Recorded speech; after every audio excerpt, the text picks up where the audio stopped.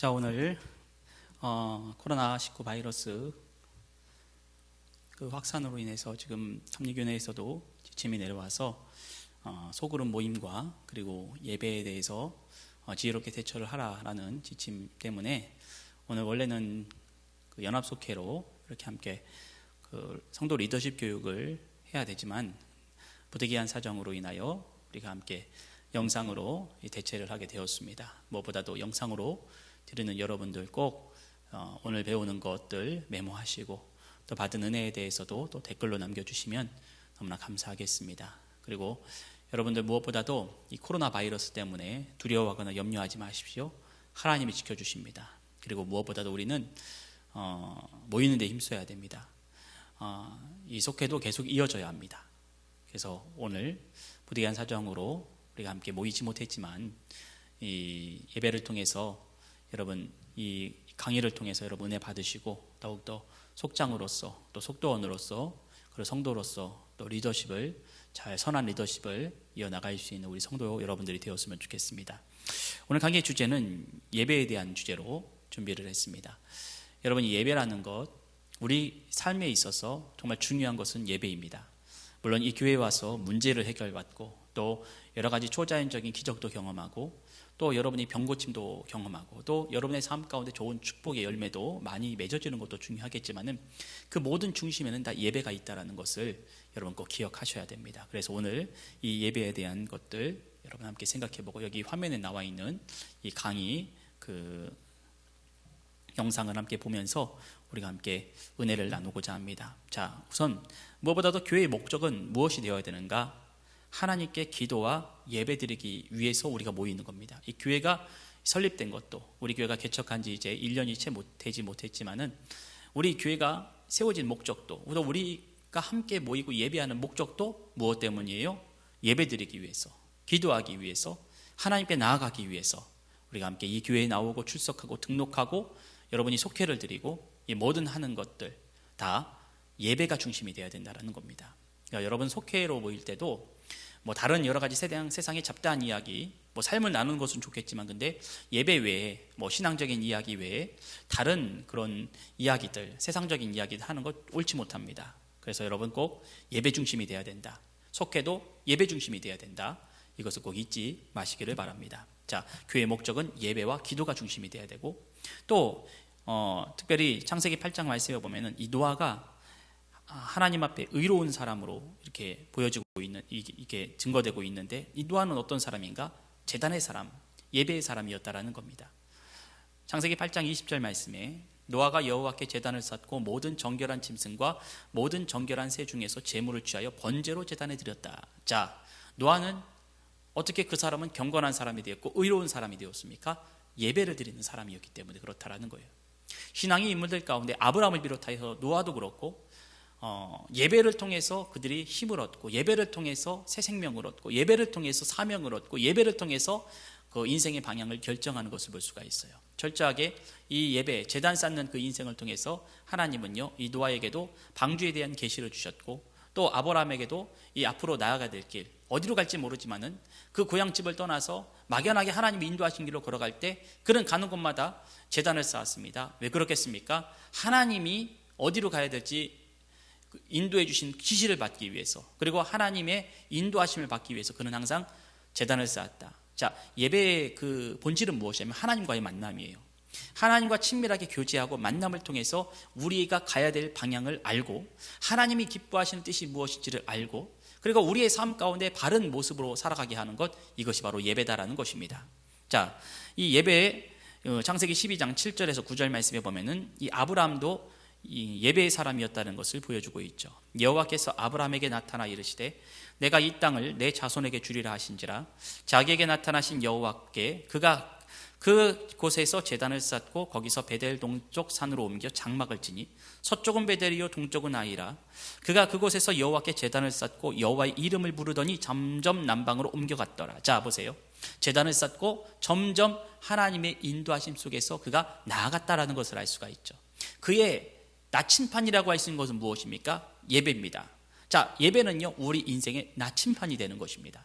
여러분들이 어디를 가든지 무엇을 하든지 어떤 선택을 하든지 예배 드리는 그 삶을 통해서 바른 선택을 하게 되고, 무엇보다도 예배를 통해서 하나님을 더욱더 깊게 만남으로 통해서 하나님이 여러분이 가야 될 방향을 알려주시고 지혜를 주시고, 그리고 이 세상의 어려운 일들과 환난과 근심을 만날 때에도 하나님은 이 예배를 통해서 힘을 주시고 능력을 주셔서 여러분 가운데 어려움과 환난을 능히 넘어설 수 있게 하신다라는 겁니다. 그러니까 여러분의 삶 가운데는 언제나 예배가 중심이 되어야 된다. 이것을 꼭 잊지 말기를 바랍니다. 자, 계속해서 보겠습니다. 또 출애굽기 말씀해 보면은 이 모세도 예배의 사람이었다는 것을 알 수가 있어요.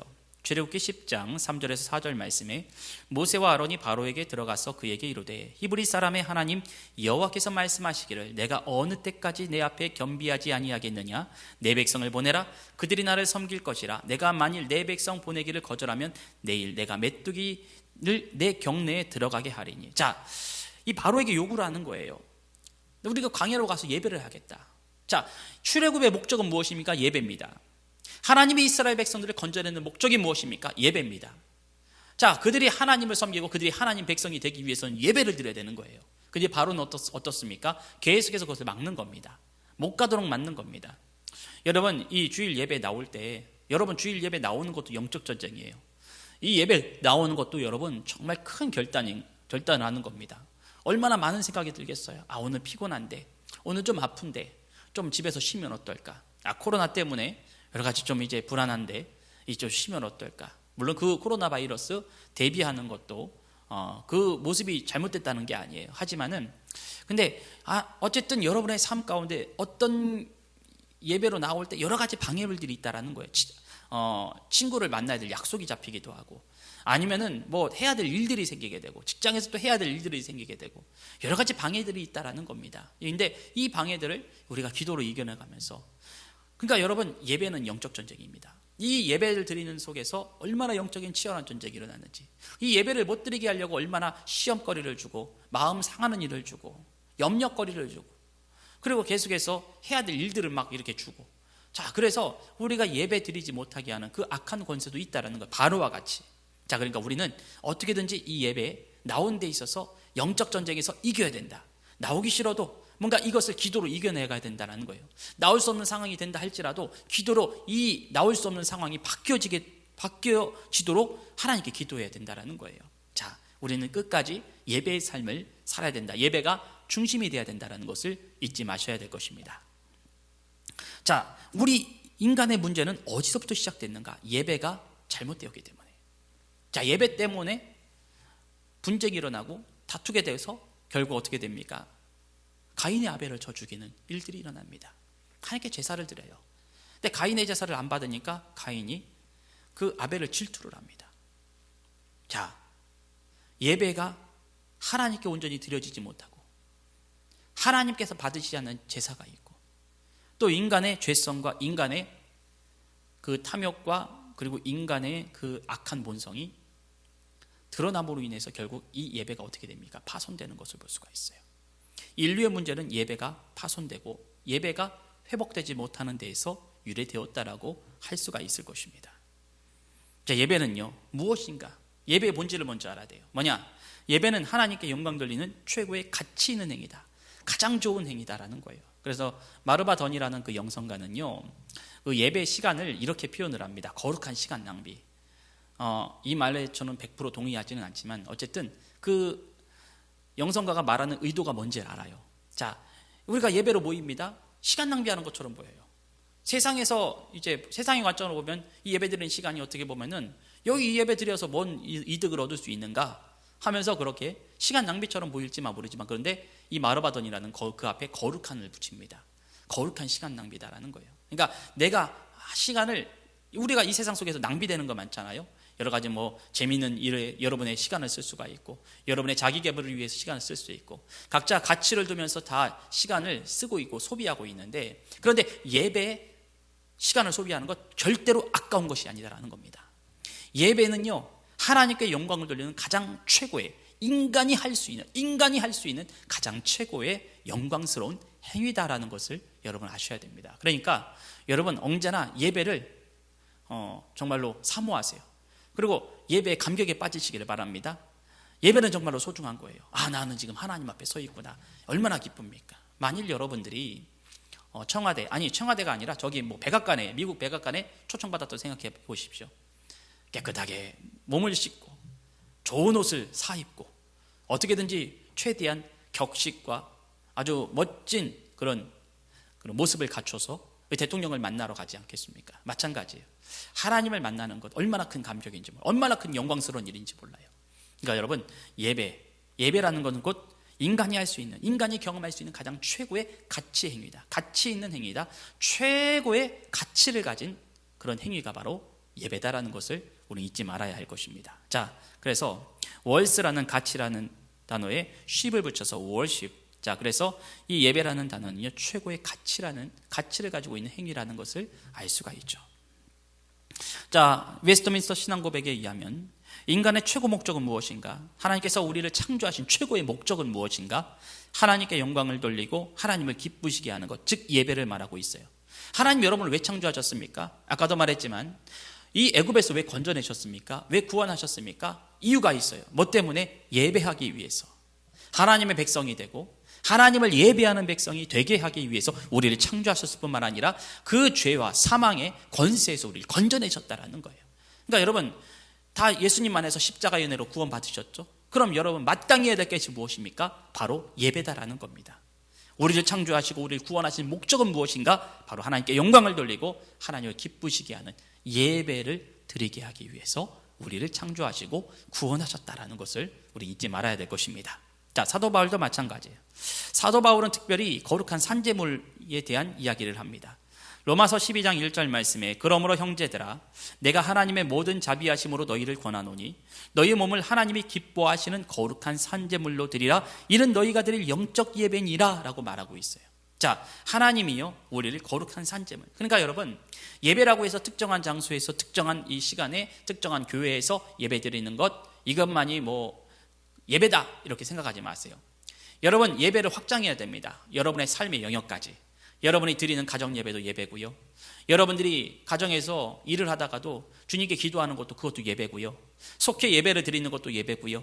어느 자리에든지 내가 하나님께 예배 드리고 하나님의 이름을 부르고 하나님께 마음을 향하면 그 자리가 바로 예배의 자리가 되는 것입니다. 그러니까 여러분의 행동하는 것, 그리고 여러분이 하는 모든 것들, 이런 것들도 다 예배다라는 거예요. 그러니까 여러분들이 예배 시간에는 거룩하고 예배 시간에는 경건하고 속회 때는 막 삶을 막 아주 은혜스러운 얘기를 많이 한다 할지라도 그런 삶의 모습 속에서 그런 모습이 안 보이면 사람들에게 은혜를 끼칠 수가 없죠.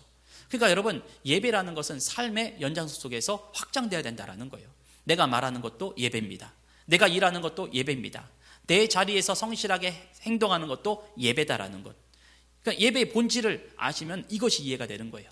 예배의 본질이 뭡니까? 아까도 말씀드린 것처럼 하나님의 이름을 높이고 하나님께 영광 돌리기 위한 것이 바로 예배라고 한다면 여러분의 삶의 모든 언어, 행실, 모든 삶의 모습이 다 예배가 될 수 있다는 것이죠. 그러니까 여러분이 거룩하게 살면은요, 그것이 곧 살아있는 영적 예배, 여러분의 몸을 거룩한 산제물로 드리는 예배다라는 것을 알 수가 있습니다. 자, 이 루터는 이렇게 이야기합니다. 하나님을 믿는다는 것은 곧 하나님께 뭐예요? 예배하는 것이다. 자, 믿음과 예배를 동일시하게 여기고 있어요. 그러니까 여러분, 믿음이라는 것은 그냥 말로만 그렇게 나는 믿는다 고백한다, 그게 아니라 바로 예배를 통해서 구체적으로 표현되는 것이 바로 믿음이다라는 거예요.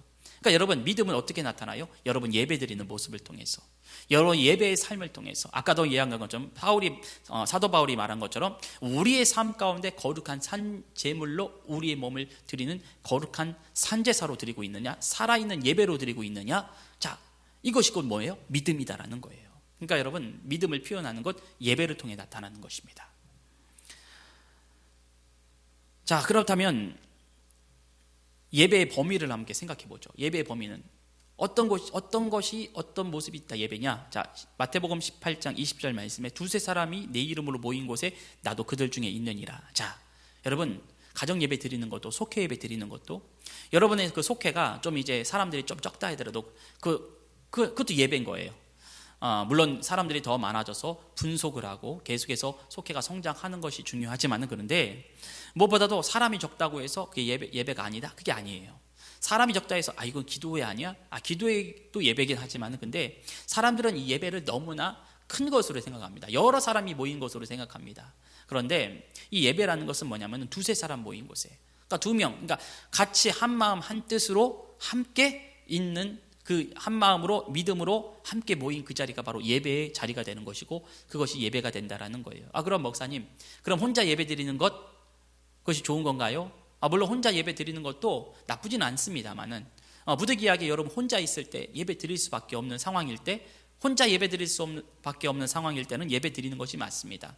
근데 그때는 성령님이 여러분과 함께하고 계시고 이 예배 드리는 가운데 성령님이 여러분과 동행하시고 또 여러분과 함께 그렇게 만나시고 하실 거예요. 그런데 만약 여러분 많이 모일 수 없는 상황이라면은 그럼에도 불구하고 예배를 드리셔야 돼요.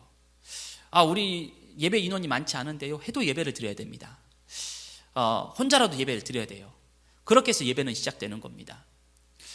여러분이 서 있는 그 자리에서 두세 사람, 그러니까 목사님 꼭 2명이나 3명이 꼭 있어야 되지 않나요? 근데 이것을 너무 이게 숫자적으로만 여러분 보지 마시고 영적으로 보시기 바랍니다. 여러분이 예배하는 가운데 누가 함께 계시죠? 성령님이 여러분과 함께하고 계시잖아요. 그러면 바로 두 분이 계시는 거예요. 나와 그리고 성령님이 함께 하시는 거예요. 그것도 두 분 아닙니까? 또 더 넓게 생각한다면 우리가 예배할 때 하나님이 우리 예배 가운데 오시잖아요. 그러면은 성부, 성자, 성령 세 위격의 하나님이 여러분과 함께하고 계시지 않습니까? 그러니까 여러분 충분히 여러분 혼자서도 예배를 잘 드릴 수 있다는 거예요. 그러니까 여러분 혼자라고 해서 고독하게 나는 예배 드리는 것이 좀 잘 이게 못하겠다 하시는 분들은 여러분 용기를 가지고 성령님의 인도하심과 성령님의 임재를 구하시면서 그렇게 예배하시면은 여러분 은혜로운 예배가 되실 수 있을 것입니다. 자, 그래서 교회의 중심은 무엇이 되어야 된다? 예배가 되어야 된다. 여러분 이 본질을 잊지 말아야 돼요. 그러니까 여러분 예배 이꼬르 주일 성수다. 예배는 곧 주일 성수다. 여러분 이렇게 너무 한정 짓지 마세요. 아까도 말한 것처럼 우리의 모든 삶, 그러니까 월요일부터 주일까지가 다 예배인 것입니다. 여러분이 살아가는 모든 것. 그러니까 여러분은 주일과 월요일이 똑같아야 돼요. 주일과 월요일이 같은 삶을 살아야 됩니다. 동일한 삶을 살아야 되는 거예요. 예배에 보였던 하나님의 그 태도, 하나님을 향한 태도도 이 월요일에도 동일해야 되고 화요일도 동일해야 되고 평일에도 동일해야 된다는 겁니다. 그러니까 여러분 우리의 믿음의 본질 예배다. 교회의 중심은 예배가 되어야 된다. 어떤 일을 하든지 예배가 우선시 되어야 된다라는 겁니다. 자, 마태복음 6장 33절 이렇게 말하고 있죠. 그런즉 너희는 먼저 그의 나라와 그의 의를 구하라. 그리하면 이 모든 것을 너희에게 더하시리라. 우린 많은 핑계를 댑니다. 바빠서 예배를 못 드립니다. 분주해서 예배를 못 드립니다. 자식 때문에 예배를 못 드리겠습니다. 여러 가지 핑계를 댈 수 있지만 그런데 여러분 먼저 하나님께 예배 드리는 것을 먼저 해보십시오. 거룩한 뜻을 먼저 행해 보십시오. 먼저 예배를 드리고 먼저 기도해 보십시오. 그러면 여러분의 모든 삶 그리고 여러분이 여러 가지 바쁜 그런 일들도 아마 단순하게 될 것입니다. 모든 것도 쉽게 풀리게 될 것입니다. 예배를 통해서. 그러니까 여러분 예배를 먼저 하면은 소중한 것을 먼저 하면 가장 가치 있는 것이 예배라고 했죠. 가장 가치 있는 것을 먼저 하면은 하나님이요 여러분의 그 세상에 잡다한 모든 것들도 하나님이 해결해 주시고 풀어주시고 또 모든 문제를 돌파하게 해주실 줄 믿습니다. 그러니까 여러 가지 바쁘다 핑계대서 예배를 소홀히 하거나 예배를 우선순위에 놓지 아니하고 항상 그 2순위, 3순위 아니면 5순위 막 그렇게 놓지 마세요. 예배가 우선순위 돼야 된다라는 것을 여러분 꼭 잊지 마시기를 바랍니다. 그래서 성경에 나타난 예배의 두 가지 모델을 함께 보겠어요. 뭐냐면은 먼저 구약에서는요 거룩하신 하나님께 경배의 개념이 있습니다. 하나님의 이름을 높이고 하나님의 그 위대하심과 높으심을 이제 찬양하는 그런 이사야의 모델이 있고요. 그 다음에 또 신약에는 뭐냐면은 사마리아 여인의 신령과 진정한 예배의 모델이 있다라는 거예요. 그러니까 이 구약의 예배는요 어떻게 보면은 이 특정한 장소와 특정한 형식으로 그리고 특정한 그 제사의 방식으로 인해서 이제 하나님께 예배 드리는 그 모습도 있고 또 근데 그 안에는 마음이 중요하겠죠. 이 마음으로 전심을 다하여 드리는 예배, 그것도 예배의 중요한 요소 중에 하나입니다. 그런데 내가 예배할 수 없는 상황, 내가 그리고 예배를 드리기에 정말로 좀 어려운 그런 상황이라 할지라도 그런데 중요한 건 뭐다? 마음이다. 그러니까 영과 진리로. 그러니까 과거에는 구약의 시대에는요 재물이 필요했습니다. 양을 가져야 되고 소를 가져야 됩니다. 그렇게 해서 하나님께 이렇게 그 향기로운 예물을 드려야 되는데 나중에는 이것도 하나님이 받으시지 않겠다고 이야기하십니다. 왜냐하면은 구약에서 양을 잡든 소를 잡든 그 마음이 거룩해야 되고요. 그 마음이 하나님께로 향해 있는데 단순히 형식주의에 빠져서 그렇게 예배 형식주의가 되다 보니까 하나님은 언제나 옵션이 되어버리는 겁니다. 그러니까 다른 여러 가지 신들 중에 하나였고요. 내가 예배를 드리지 않으면 찜찜하고, 내가 예배를 드리지 않으면 그냥 내가 막 뭔가 좀 이제 마음이 좀 언짢고, 그러면은 그렇게 해서 그냥 내가 어쩔 수 없이 예배 드린다. 이거는 이스라엘 백성들이 잘못된 예배의 모습인 거예요. 그러니까 내가 하나님 언제나 차선책이고 옵션이고, 그리고 언제나 자기가 얼마든지 하나님을 조종하고 하나님을 움직일 수 있다 생각하고, 그래서 우리가 그냥 제사만 잘 드리면 내가 평안하겠다, 그냥 그렇게 생각을 한 거예요. 마음은 하나님께로 없는데, 마음은 하나님께로 향하고 있지 않은데, 마음은 전심으로 하나님께 드리지 않는데, 그냥 그건 형식적인 예배. 근데 이사야도요 그런 문제를 꼬집었습니다. 더 이상 나에게 향기로운 제물도 가져오지 말고, 나는 이제 너희들이 그 수장과 염소의 그 제사에 나는 이제 배불렀다. 그러면서 하나님이 뭐라고 말씀하시면은 너희가 인애를 행하고 공의를 행하라, 사랑을 실천하고 하나님의 공의를 이루어나가라, 그것이 진정한 예배다라고 말씀을 하시죠. 어쨌든 하나님께 예배하는, 경배하는 거룩한 이사야의 모델, 그러니까 거룩하신 하나님을 높이고 거룩하신 하나님을 만나고 하나님의 놀라운 임재를 만나는 이제 그런 예배. 또 신약에서는 또 사마리아 여인이요, 자기는 이 사마리아에서 예배 잘 드린다고 생각했습니다. 실제로 이 사마리아에는요 사마리아 오경이 있었고요, 또 이 사마리아 사람들만의 예배 방식이 있었어요. 그들도 예배를 드리고 있었습니다. 그런데 예수님께서 새로운 방식을 제안합니다. 예배의 정통성을 이 여인은 말하고 있죠. 많은 유대인들은 예루살렘이 정통이 있다고 합니다. 예루살렘에 가서 예배 드려야 된다고 합니다. 그런데 예수님께서는 이 예배의 패러다임을 바꿔놓으십니다. 영과 진리로 예배하는 자, 그 사람을 하나님이 찾으신다고 했어요. 그러니까 마음이 순수하고 마음이 깨끗하고 진정으로 하나님을 찾고 하나님을 바라는 자는요, 이방인이든 헬라인이든 아니면 유대인이든 할 것 없이 혈통에 상관없이 하나님이 다 만나주신다는 새로운 예배의 패러다임을 보여주고 있는 겁니다. 자, 사마리아는요 죄악의 땅입니다. 그리고 유대인들이 더럽게 생각했던 부정한 그런 민족이라고 생각을 했어요. 근데 이렇게 부정하고 죄 많은 민족이라 할지라도 하나님이 어떻게 하신다고요? 이들이 하나님을 찾으면 만나주시겠다라는 새로운 모델을 그렇게 제시하고 있는 것이죠. 그러니까 신령과 진정으로 하나님을 찾고 구하고 예배하는 자에게 하나님이 만나주시고 은혜 주시고 축복 주신다. 자, 이것을 이 예배를 통해서 볼 수가 있죠.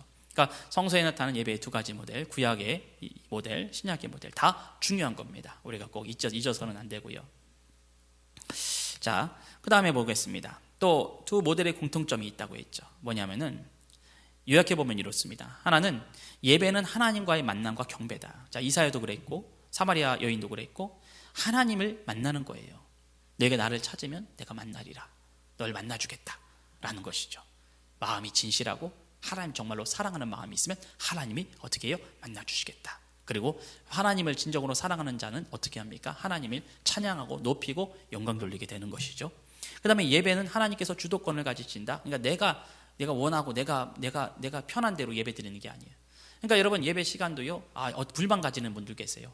예배 시간이 내 시간하고 안 맞는다. 그래서 목사님 예배를 못 드리겠어요. 근데 여러분, 물론 각자의 사정에 있어서 다양한 그런 예배를 드리는 그것도 중요하겠지만, 그런데 무엇보다도 우리 중심이 예배가 우리 사정에 맞게 예배가 변질돼서는 안 된다. 목사님, 우리 교회 예배가 좀 딱딱하고 전통적인 것 같아요. 이 시대의 흐름과 안 맞아요. 이 시대의 흐름으로 좀 해줬으면 좋겠어요. 근데 예배는 절대로 그래서는 안 된다라는 거예요.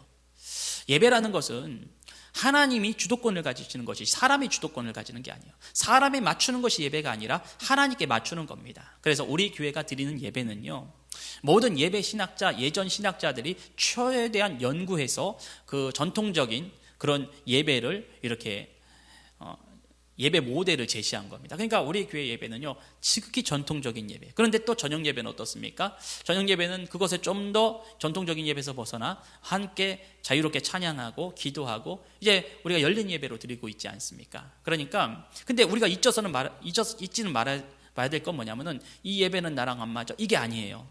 이 예배는 내 스타일이 아니야, 내가 원하는 예배가 아니야, 이런 말 자체가 잘못됐다라는 거예요. 예배라는 건 뭐냐? 하나님이 주도권을 가지시고 각 예배 형식이 어땠든지 하나님은 그 안에서 역사하시고 그 안에서 여러분의 은혜를 주시기 때문에 예배는 인간 중심이 되어서는 안 된다. 하나님이 주도권을 가지시는 것이 바로 예배다라는 것을 아셔야 할 것입니다. 그다음에 예배 후에는 반드시 선교로 이어져야 된다. 그러니까 이런 분들이 계세요. 예배 때는 막 참 은혜가 받습니다. 아멘합니다. 아 은혜 받았다 하면서 막 메모도 하고 설교 말씀 메모도 하고 그렇게 참 은혜 받고 막 얼굴이 밝아져서 나옵니다. 그런데 거기서 끝나는 분이 계세요. 그게 아니다라는 거예요. 여러분 예배를 통해 받은 은혜를 세상 사람들에게 전하고 내가 만난 하나님, 내가 받은 감동, 내가 받은 은혜와 축복을 다른 사람에게도 전해 주어야 된다라는 겁니다. 이것도 예배의 모습이다라는 거예요. 그래서 이 수가성 여인은 어떻습니까? 이 수가성 여인은요, 나중에는요, 예수님을 만나고 예수님이 메시아라는 것을 깨닫습니다. 그러고 나서 물동이를 버려두고 어디를 가요? 마을 안으로 들어가요.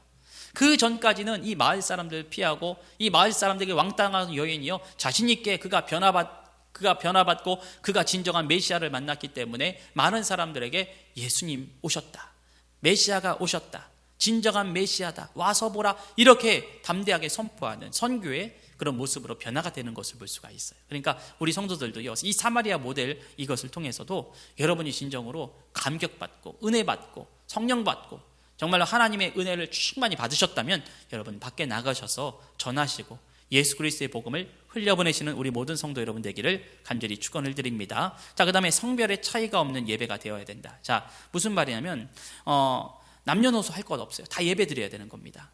여러분의 어리다고 해서 예배에 제외되는 것 없어요. 모든 사람이 다 예배에 참여해야 되는 겁니다. 그러니까 아까 그랬잖아요. 유대인이나 헬라인이나 아니면 사마리아인이나 어떤 사람이든지 자, 모두가 다 신령과 진정으로 예배드리는 자, 하나님을 찾고 진정으로 예배드리는 자를 하나님이 찾아오신다고 했죠. 그러니까 어린아이에게도 하나님 찾아오시는 거예요.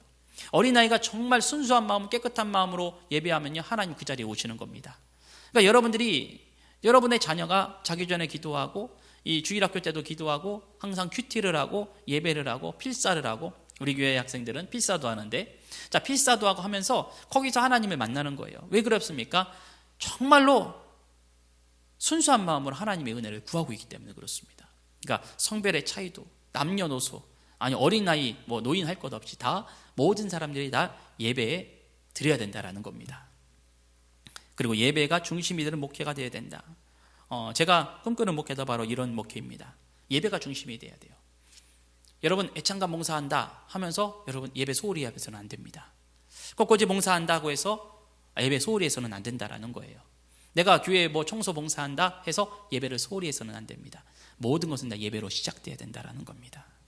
자, 그래서 모든 것은 예배가 중심이 돼야 된다. 신학도 그렇고 목회도 그렇고 선교도 그렇고 우리의 삶의 생활도 그렇고 우리의 삶의 치유 일어나는 그 모든 것도 그렇고 일치되는 것도 친교하는 것도 거룩한 삶을 살아가는 것도 다 예배가 중심이 돼야 된다. 모든 것이 다 예배와 연관이 돼 있어요.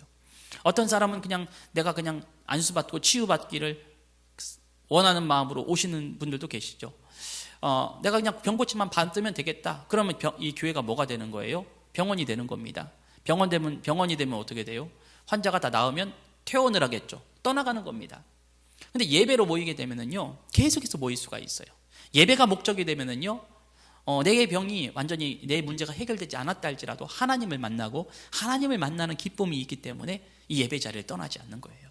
그러니까 이 교회의 본질은 뭐가 돼야 되냐? 예배가 돼야 된다. 여러분 친교도 예배가 돼야 돼. 예배가 중심이 돼야 됩니다. 어떤 사람은 사람 만나러 교회 오시는 분도 계세요. 사람 만나서 그렇게 함께 교제하고 인생에 대한 얘기 나누고 싶고 속회 때문에 그런 것을 하지요. 그런데 이 친교만 해서는 안 된다라는 거예요. 친교하기 전에 우리는 예배해야 된다라는 거예요. 친교가 목적이 되면은 만약에 어떤 사람이 부득이한 사정으로 이제 교회를 떠나시게 됐어요. 뭐 이사를 가시거나 그러면은 이 교회에 나올 수 없는 그런 사람은 그러면 그와 관련되고 그와 친한 사람들도 교회에 함께 나오기가 어렵겠죠. 친교가 중심이 된다면, 친교로 모이는 공동체가 되었다면은 결국에는 어떻게 되느냐? 결국 어떤 사람이 딱 빠져나가면 자기가 좋아하는 사람 빠져나가면 똑같이 그렇게 함께 그 신앙이 무너지고 그 예배 그 교회에 나오지 않는 그런 일들이 일어나게 되겠죠. 그러니까 우리의 삶의 모든 것, 우리의 신앙도 그렇고 교회도 그렇고 봉사도 그렇고 친교도 그렇고 치유 사역도 그렇고 우리의 모든 삶도 그렇고 신학도 선교도 목회도 전도도 무엇이 중심이 되어야 되는가? 예배가 중심이 되어야 된다 라는 것을 여러분 잊지 말기를 바랍니다. 그래서 여러분 꼭 예배 중심의 삶을 살아가시는 우리 모든 성도 여러분 되기를 주님의 이름으로 축원을 드립니다. 자, 기도하겠습니다. 고맙고 내려오신 아버지 하나님, 우리가 진정한 예배의 삶을 살아가기를 원합니다. 하나님 뜻대로 하나님의 이름을 높이며 하나님께 모든 찬양과 영광을 올려드리는 우리 모든 성도 되게 하여 주시옵소서. 속회로 모일 때 예배가 중심이 되게 하여 주시고, 속회를 통하여 하나님을 만나게 하여 주옵시고, 속회가 예배 중심의 공동체가 되기를 원합니다. 하나님께서 우리 모든 성도들 진정한 예배자로 서게 해주시고, 가장 가치 있는 이 예배의 모습을 통하여 하나님 우리에게 복 주시고 은혜 주시고 응답해 주실 줄 믿습니다. 예배 중심의 속회가 되어 많은 사람들이 은혜 받고 치유받고 그리고 전도하며 하나님의 나라를 이뤄나가는 거룩한 공동체 되게 하여 주시옵소서. 예수님의 이름으로 기도합니다. 아멘.